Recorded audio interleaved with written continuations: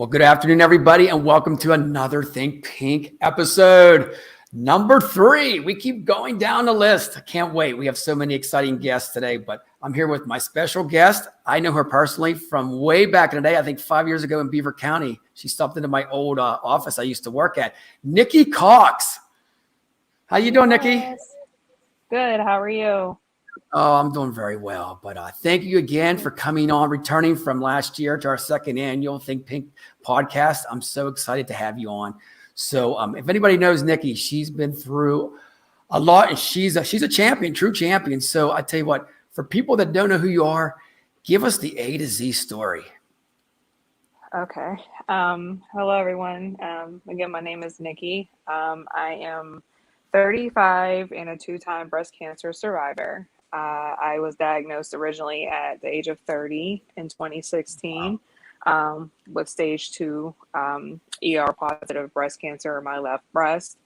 I had underwent 6 months of aggressive chemo, followed by a lumpectomy and then 36 radiation treatments. Thankfully, in December of 2016, I was declared NED, which is no evidence of disease. So I was in remission. And then once I had completed that, I had started on medications that put me in a medically induced menopause. So I get shots every month and take medication daily.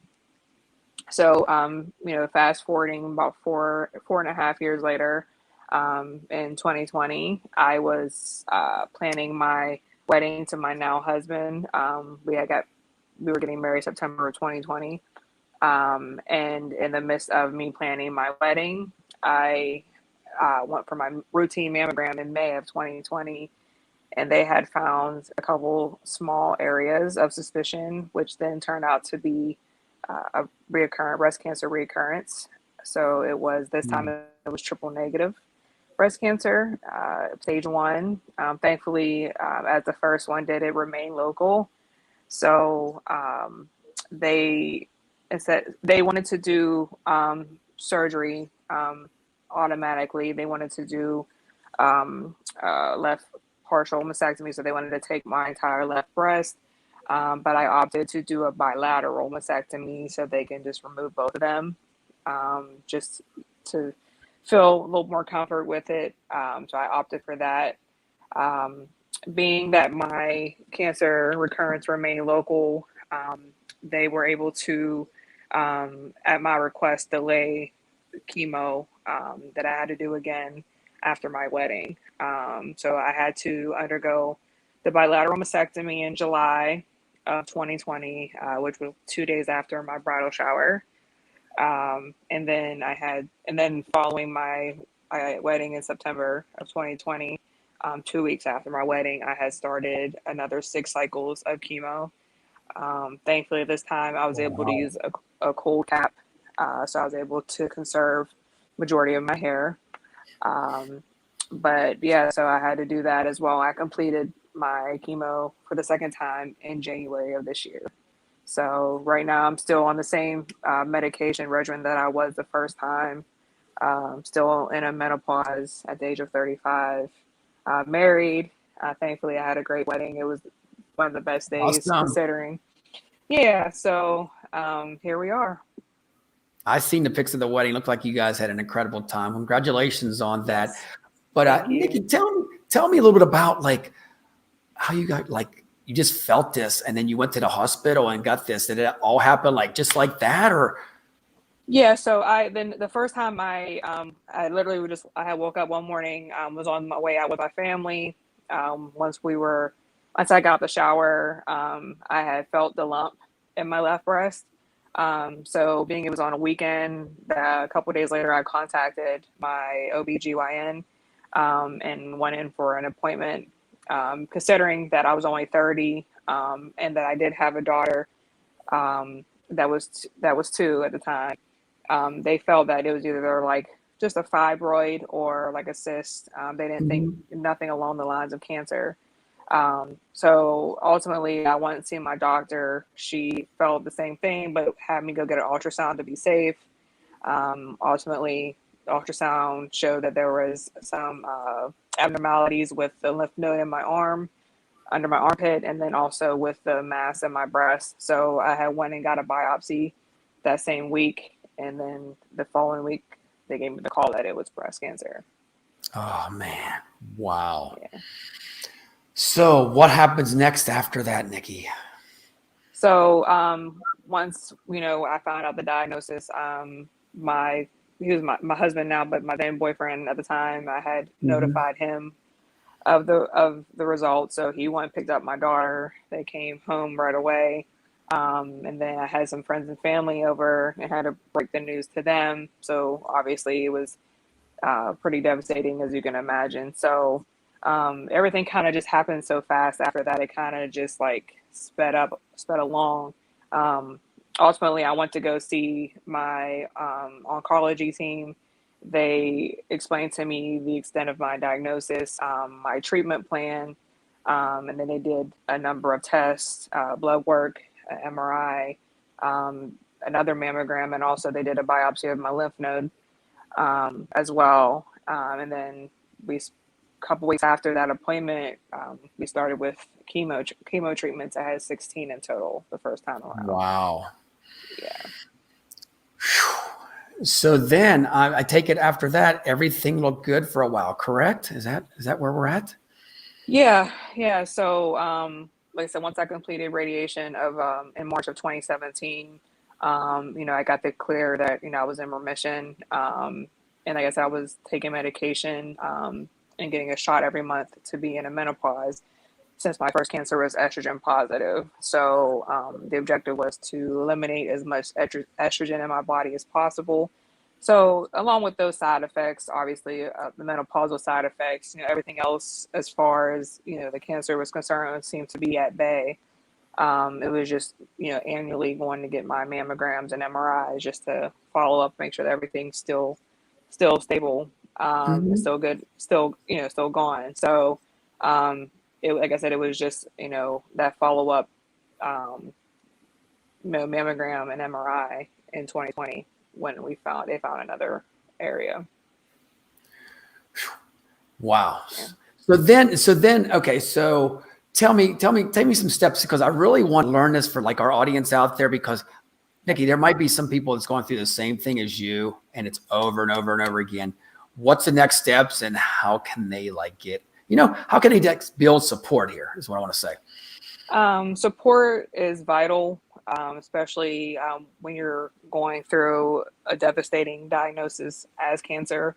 For any age, doesn't matter, but especially like for young adults, we're in that area, that kind of that gray area of our lives where we're trying to start our life, start our career, start our families, like in the prime of our young adulthood. So, trying to establish yourself and get your footing, and then have like a derailment like cancer can really take a toll on so many aspects of your life, financially, most importantly, outside of your health, mentally, emotionally. It can take a toll on so many aspects, your relationships. There's so many avenues that it can, take a toll on, but it's important that you have a support group, whatever that may be, whether it's your therapist, a young adult cancer support group, which I am a part of and have been a part of since my first diagnosis in 2016. So they've been crucial in my recovery, and even through my second diagnosis, having that support along with my husband and my parents and family and friends. So it's important just to have that community around you, that support around you, to get through something of this magnitude, because otherwise, it's going to be a lot harder to remain optimistic and positive considering everything you're going through. Well, I know one thing, you have one of the greatest support groups ever. I know your husband, if he's out there, give him a shout out, because I see you're our friend on Facebook, and I tell you what, your whole family embraces you, and you say that all the time. You thank them over and over again. So I just want to give a shout out to, they really care about you. And they go, they're just doing it all, man, overboard, but I love it, Yeah. So what groups, we're helping out right now with the Young Women's Breast Cancer, Foundation here for Donate Money. I believe you're involved with them too, correct? Yes, I am a part of them, of, a Young Women's Breast Cancer Awareness Foundation. Mm-hmm. Jen Kim, who runs it, she's amazing. So I am a part of that with her as well, with, that community as well. And then I also am a part of a young adult cancer support group called YASU, which is Young Adult Survivors United. It's a young adult cancer support group based out of Pittsburgh, ran by a cancer survivor herself. Her name is Stephanie Scoletti.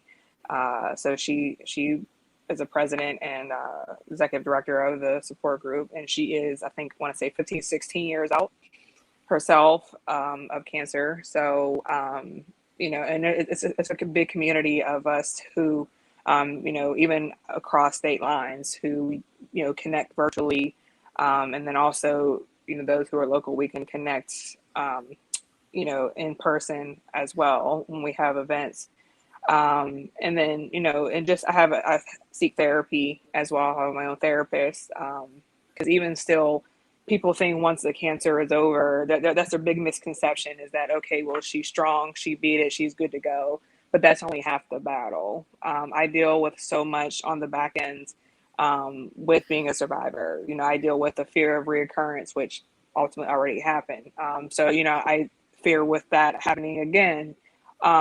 Just dealing with the mental and emotional, anxiety and PTSD that comes from having not once, but twice, and everything that has happened in my life with it. I experienced a year of such high highs getting married, but then the Mm-hmm. ultimate low, getting diagnosed again, and then ultimately losing my breast. So, it's something that, people need to realize that, it's not just like physically I may look okay, but they're inside, there's a lot going on that people just don't know. And then with the support groups, comes, unfortunately, like losing, peers and other young Yeah. adults that we've come close to. So that also takes a toll on you as well. So, cancer doesn't leave just because it's gone for the time being, hopefully forever, but you're still always affected by it no matter what. Now, in the local area, I know you're right outside Pittsburgh there. Some of the support groups, I tell everybody out there, and that's what we're here to spread the awareness. But like, say if there's some, cancer survivors out there that's not in a support group, do you encourage them to get some support? They can't do it themselves. Yes. I said for the support group I mentioned, which is the ASU, I am one of the ambassadors for the Okay. support group, young adult ambassadors for the support group. And, we try to encourage as much as possible to spread the word, whether it's through social media, social media channels is huge. So we try to get the word out there that way too. Just to show that there is support out there, that you're not alone in this, that we, unfortunately, while we're in this situation, but there's people like us who get it, so it's like, while, some of us may have that support of our spouse, of our, family and friends, people, they still don't get the full magnitude of going through it individually, like, physically being the one going through it. And so having people that have done so and that are around your age and can relate to a lot of things that you're going through, whether it's medically, emotionally, they can give Mm-hmm. support as far as that's concerned, advice, access to different, financial assistance that's available, different therapists, specialists, things that you might not have known that's out there. It's very huge and very vital when going through that. So I really think that, if you're looking for support, and like, Jen also, with Young Women, Breast Cancer Awareness Foundation. I'm also part of another support group called 412 Thrive. And they Okay. focus on like, breast cancer, women dealing with breast cancer and genetic mutations. So even if you're not technically a breast cancer survivor, you're a previvor, which means that you carry the breast cancer gene. They're welcome as well. So they go through their traumas as well. So there is support out there, and it's becoming more focused on young adults with cancer, and more opportunities for support are becoming available the more we spread the word about young adult cancer. And I know, Nikki, just from the previous guest we had on there, I mean, the rising number of people getting diagnosed is astonishing. It's out there. It's insane. What do you see on your side? Do you see more and more every year? Yeah, I know, especially for breast cancer, it's like 1 in every 8 women are diagnosed, and then 30 to 40% of early diagnosis does become metastatic. So, there's just a rising number and alarming rate with cancer outside of even just breast cancer that is happening. I feel like it's like the common cold, unfortunately. I feel like it's, people, that, I know or love or, have come across in some way, like, or somebody's, posting on social media that I may be, friends with on social media. It's so many people are losing loved ones to cancer or being diagnosed with cancer, or their children being diagnosed with cancer. So it's growing at an alarming rate, and it's just terrible. Wow. And, you hit it right on the head when you said, like, I see somebody, it looks like they're having a great day, and you have no clue what's going on in their mind. You might have a smile, but there's something in the back of your mind. I mean, can you tell anybody out there, how do they deal with this? Is there a way to deal with this besides support? What do you do, Nikki, to get you through the day? I'm a person of faith, so I rely heavily on my faith to get through. And just meditation, any kind of form of meditation, whether it's yoga or any kind of like there's so many apps out there now that you can download that provides like a form of meditation that you can follow. So just trying to do that, trying to keep myself busy, honestly, and just try to live life as normal as possible. I am a wife, I am a mom, I do work full time. So I try to, do those, daily activities and try to make life as normal as possible, as much as I can, to kind of distract myself from, everything that I've been through. So you got to kind of maybe try to find something that, you're interested in, that you're excited about, and try to lean on that as well, just to kind of like take your mind in some degree off of it if you can. Good words to live by. Wow. So tell me, what's going on with Nikki these days? Anything new? Last time we talked, I think it was a couple of years ago, it was about the wedding and all that. So is there anything new and exciting going on with Nikki? I'm sure there is. Well, yeah, obviously, like I said, the wedding, we've been married a year in September. Just, going through that newlywed phase, which, we got a dog. So I have a dog as well, added to the family. I've been just doing a lot of advocating for, especially that this is Breast Cancer Awareness Month. Trying to do a lot of advocating around it. I'm very, against the whole pink washing aspect. So that's, people more or less profiting off of us, exactly, more or less, instead of like doing something about it. So whether it's supporting, like you're doing, like supporting Young Women's Breast Cancer Awareness Foundation, or, just advocating or spreading knowledge is important during this month. It's encouraging women to get mammograms, make sure that they're showing them how to check themselves, monthly is important. I'm also, doing some, advocacy work for a company called DigniCap, which is the coal capping company that I used when I went through treatment the second time.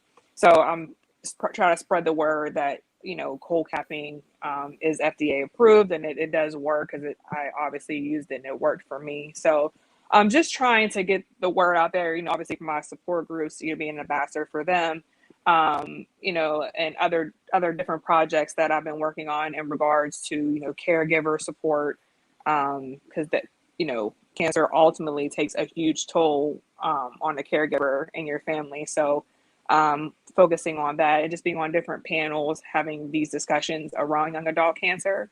So it's been a busy October for me. I could say, do you ever sleep? I don't know what that is. But yeah, I mean, advocacy is, is huge. And even if I can get out there more, I want to, not even just the month of October, but, all year round. Cancer Exactly. doesn't affect the month of October. It's all year round, unfortunately. So whatever I can do to, help advocate and spread the word and spread awareness, is what I'll do. But that's more or less what I've been up to these days as of recent. You're doing some great work. I see all your stuff on social media, posting high hopes. I have something here that I know that you love this. This is the Pink Terrible Towel. You know that, right? We always got to do this. Yeah, Pittsburgh, right? In the house. Yes. Here we go, Steelers, right?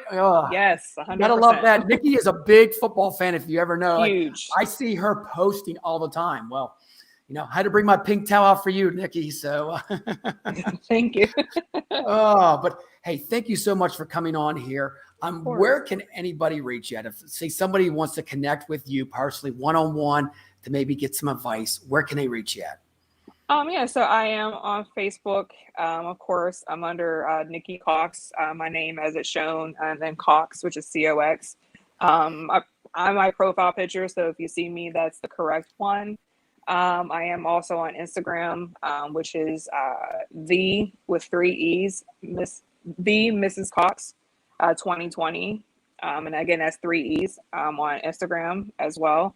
So either one of those channels, you can, social media channels, you can contact me with any questions. Feel free to inbox me if there's any questions that you have or just needed to vent.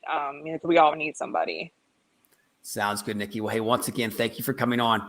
Keep up the hope and the high spirits. You are a true rock star. And I'm going to see you next year on this show, right? You're going to be on it again. 3 years in a row. Look out. Our anniversary every year here. But hey, once again, thank you so much. It's all about spreading the awareness. And I'll definitely see you in the future. Take care, guys. All right. We'll see you guys soon on another episode. Get ready.